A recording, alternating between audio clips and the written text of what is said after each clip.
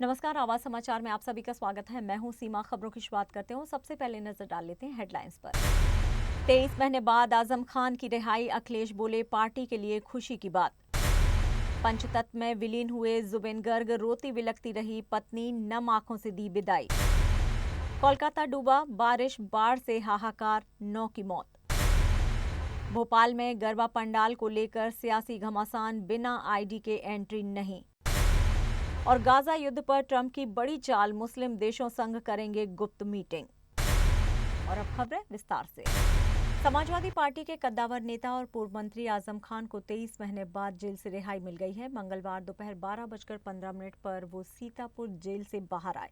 इस मौके पर उनके समर्थकों का भारी हुजूम जमा रहा, जिससे जेल रोड पर जाम की स्थिति बन गई। पुलिस ने कार्रवाई करते हुए 30 वाहनों के चालान भी बनाए। आजम खान को अक्टूबर 2023 में फर्जी जन्म प्रमाण पत्र मामले में पत्नी तजीन फातिमा और बेटे अब्दुल्ला के साथ 7 साल की सजा सुनाई गई थी। पत्नी और बेटा पहले ही जमानत पर रिहा हो चुके हैं। वारंट जारी न होने के चलते अब आजम की रिहाई का रास्ता साफ हुआ। रिहाई के बाद आजम समर्थकों के साथ रामपुर के लिए रवाना हो गए। उनकी रिहाई पर समाजवादी पार्टी प्रमुख अखिलेश यादव ने खुशी जताई और कहा कि उन पर झूठे मुकदमे दर्ज किए गए थे। अखिलेश ने दावा किया है कि अगर उनकी सरकार बनी तो आजम खान पर दर्ज सभी केस वापस ले लिए जाएंगे। फेमस सिंगर जुबिन गर्ग पंचतत्व में विलीन हो गए हैं। गुवाहाटी में भारी संख्या में लोग उनके अंतिम दर्शन के लिए उमड़े। पत्नी गरिमा सेकिया पति के पार्थिव शरीर के पास रोती बिलखती नजर आई। जुबिन गर्ग को गॉर्ड ऑफ ऑनर भी दिया गया। 19 सितंबर को सिंगापुर में स्कूबा डाइविंग के दौरान जुबिन गर्ग की असामयिक मौत हो गई थी। पोस्टमार्टम रिपोर्ट में पहले जहां कारण अलग बताया गया था, वहीं सिंगापुर के डेथ सर्टिफिकेट में डूबने को वजह माना गया है। इसी विरोधाभास को दूर करने के लिए गुवाहाटी मेडिकल कॉलेज में दोबारा पोस्टमार्टम कराया गया, जिसमें एम्स गुवाहाटी के विशेषज्ञ भी शामिल रहे।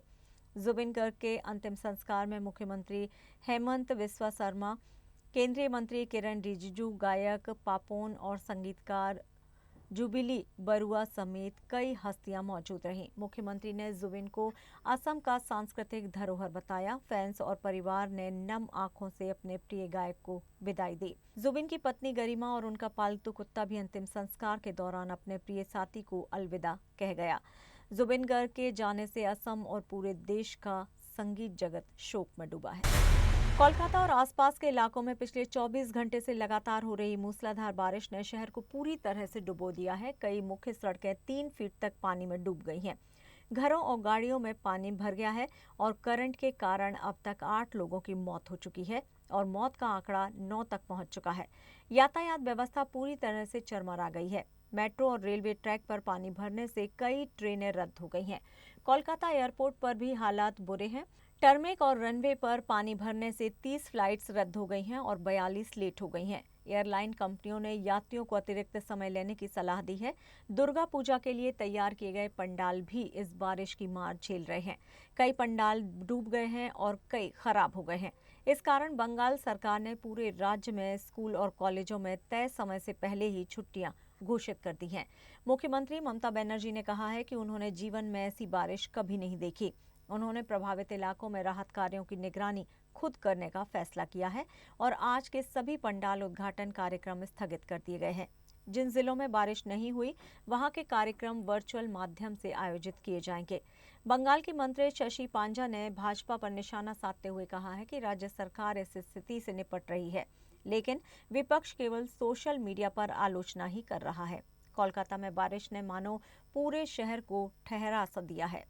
सड़कों पर फंसी गाड़ियां, डूबते घर और रेसिडेंशियल कॉम्प्लेक्स, हाहाकार मचाते लोग और राहत कार्यों में जुटी सरकार। ये दृश्य हर किसी के लिए चिंताजनक है।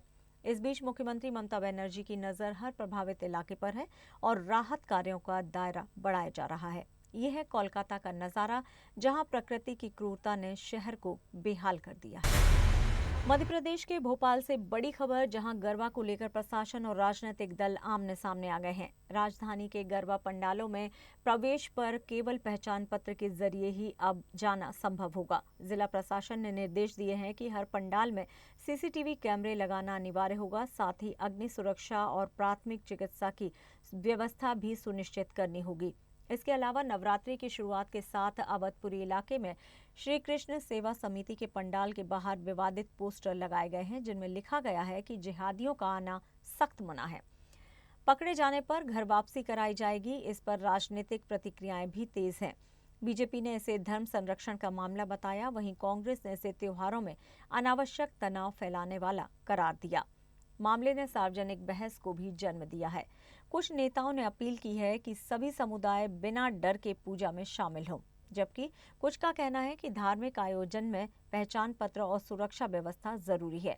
भोपाल में गरबा के इस मौसम में सुरक्षा और सामाजिक सौहार्द के बीच संतुलन बनाए रखना अब प्रशासन और आयोजकों की बड़ी चुनौती बन गई है। गाजा युद्ध की आग अब पूरी दुनिया को झुलसा रही है और इसी बीच अमेरिकी राष्ट्रपति ट्रंप उठाने जा रहे हैं सबसे बड़ा कदम।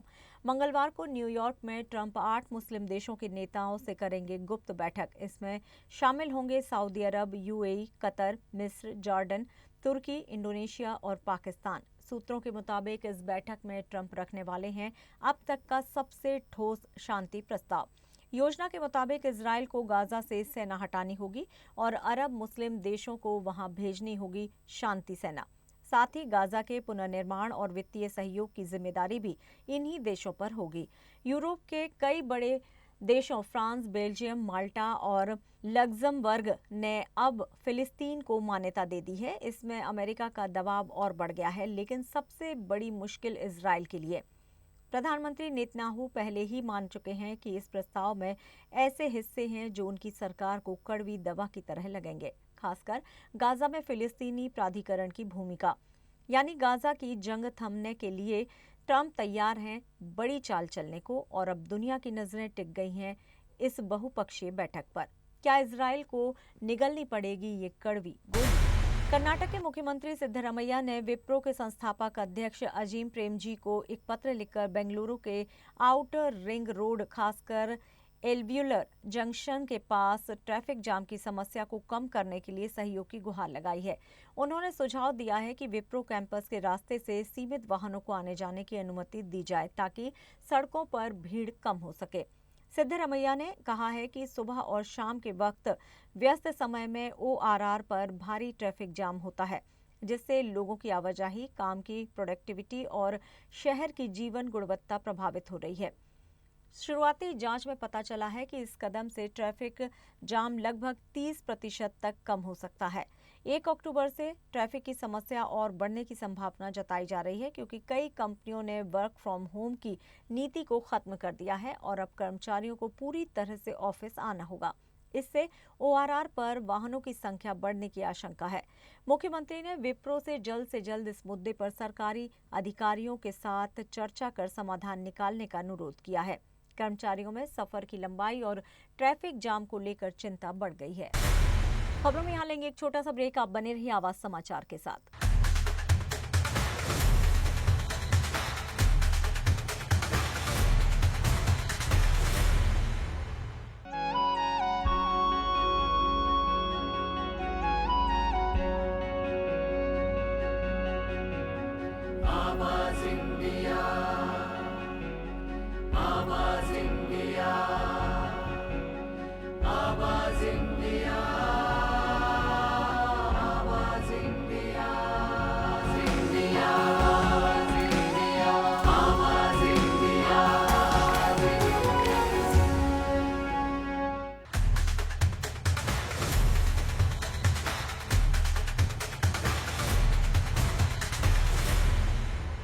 ब्रेक के बाद एक बार फिर से आप सभी का स्वागत है। बढ़ते हैं अपनी अगली खबर की ओर। कांग्रेस नेता मनीष तिवारी ने सोशल मीडिया पर एशियाई देशों में राजनीतिक अस्थिरता, वंशवादी राजनीति के खिलाफ जनता के गुस्से को लेकर एक पोस्ट किया है, जिसमें उन्होंने जनरेशन XYZ की सोच को रेखांकित किया। उन्होंने श्रीलंका, बांग्लादेश, नेपाल और फिलीपींस जैसे देशों में हाल ही के आंदोलनों का हवाला देते हुए कहा, सोशल मीडिया के जरिए लोग अब वंशवाद को चुनौती दे रहे हैं। तिवारी ने इस बयान को बीजेपी ने कांग्रेस के लिए खासकर राहुल गांधी पर निशाना साधने की कोशिश बताया है। बीजेपी IT सेल प्रमुख अमित मालवीय ने मनीष तिवारी के बयान को राहुल गांधी के खिलाफ अंदरूनी विरोध करार दिया। उन्होंने कहा कि कांग्रेस के वरिष्ठ नेता खुद राहुल गांधी की वंशवादी राजनीति से तंग आ चुके हैं। उन्होंने तिवारी को G23 गुट का हिस्सा बताते हुए कहा कि पार्टी के भीतर से ही विद्रोह हो रहा है। वहीं कांग्रेस इस बयान को बढ़ा चढ़ाकर पेश किए जाने को लेकर आक्रोशित है। मनीष तिवारी ने अपनी सफाई में कहा है कि उनका मकसद राजनीतिक बहस को व्यक्तिगत नहीं बल्कि क्षेत्रीय घटनाओं की ओर ध्यान दिलाना था। उन्होंने कहा कि ये मामला केवल कांग्रेस या बीजेपी का नहीं बल्कि दक्षिण और पूर्वी एशिया में लोकतंत्र की सेहत और राष्ट्रीय सुरक्षा से जुड़ा है। राहुल गांधी ने जेन ज़ी संविधान बचाएंगे वाले हालिया बयान के बाद ये मामला और गर्मा गया है। इस पर बीजेपी सांसद निशिकांत दुबे ने चेताया कि अगर जेन ज़ी का गुस्सा फूटा तो कांग्रेस को भुगतना पड़ेगा। सुप्रीम कोर्ट ने तमिलनाडु सरकार को करारा झटका देते हुए पूर्व मुख्यमंत्री एम करुणानिधि की मूर्ति सार्वजनिक स्थल पर लगाने की याचिका को खारिज कर दिया है। कोर्ट ने कहा है कि सार्वजनिक धन का उपयोग नेताओं के महिमा मंडल के लिए नहीं बल्कि आम लोगों के कार्यों में लगाया जाए। सरकार ने तिरुनेलवेली के वल्लीयूर मार्केट के पास करुणानिधि की कांस्य मूर्ति लगाने की अनुमति मांगी थी। जस्टिस विक्रमनाथ और प्रशांत कुमार मिश्रा की बेंच ने इस पर सख्त आपत्ति जताई है। कोर्ट के अनुसार सरकार को मद्रास हाईकोर्ट में अपील करने की सलाह दी गई और कहा गया कि हाईकोर्ट के पहले आदेश को बरकरार रखा जाए। हाईकोर्ट पहले ही स्पष्ट कर चुका है कि सार्वजनिक स्थानों पर मूर्तियां लगाना ट्रैफिक और आम जनता के लिए बाधा बन सकता है। कोर्ट ने यह भी कहा है कि संविधान के तहत नागरिकों के अधिकारों की रक्षा सरकार की प्राथमिकता होनी चाहिए। सुप्रीम कोर्ट ने राज्य सरकार को चेताया है कि वो ऐसे मामलों में आदेश जारी नहीं कर सकती जो जनता के हितों के विरुद्ध हो। ये मामला नेताओं के स्मारकों और उनके नाम पर खर्च को लेकर उठ रही बहस को और हवा दे रहा है। अब नजरें तमिलनाडु सरकार पर हैं कि आगे वो क्या कदम उठाती है। महाराष्ट्र में मानसून ने फिर अपना कहर दिखाया। मराठवाड़ा और पश्चिम महाराष्ट्र में लगातार बारिश और बाढ़ से जनजीवन पूरी तरह से अस्त व्यस्त हो गया है। धाराशिव, बीड़ और सोलापुर जिले में हालात चिंताजनक हैं, जहां अब तक 4 लोगों की मौत हो चुकी है। राज्य सरकार ने सुरक्षा को देखते हुए सभी शैक्षणिक संस्थानों में 3 दिन की छुट्टी घोषित कर दी है। मराठवाड़ा में 18 लाख हेक्टेयर से अधिक फसलें जलमग्न हो चुकी हैं और 76 मकान पूरी तरह से ध्वस्त हो गए हैं। नदियों नालों का जलस्तर बढ़ने से कई गांवों का संपर्क कट गया है। प्रशासन और एनडीआरएफ की टीमें राहत और रेस्क्यू कार्य में जुटी हुई हैं। बीड़, धाराशिव और जालना जिलों में सैकड़ों लोगों को सुरक्षित स्थानों पर पहुंचाया गया है। धाराशिव में हेलीकॉप्टर के जरिए 27 लोगों को बाहर निकाला गया, लेकिन करीब 150 लोग अभी भी फंसे हुए हैं। उप मुख्यमंत्री अजित पवार ने प्रभावित जिलों का दौरा करने और राहत कार्य की समीक्षा की है। मराठवाड़ा में किसानों और पशुओं को भारी नुकसान हुआ है। 70 से अधिक पशुओं की मौत हो चुकी है। मौसम विभाग ने लोगों को अलर्ट रहने और सुरक्षित स्थानों पर पहुंचने की हिदायत दी है। वहीं महाराष्ट्र सरकार ने हर तरह से मदद का भरोसा दिलाया है। कुल मिलाकर अभी तक 975 मिलीमीटर की बारिश हुई है, जो एवरेज के 102%, सरासरी के 102% इतनी ये बारिश है।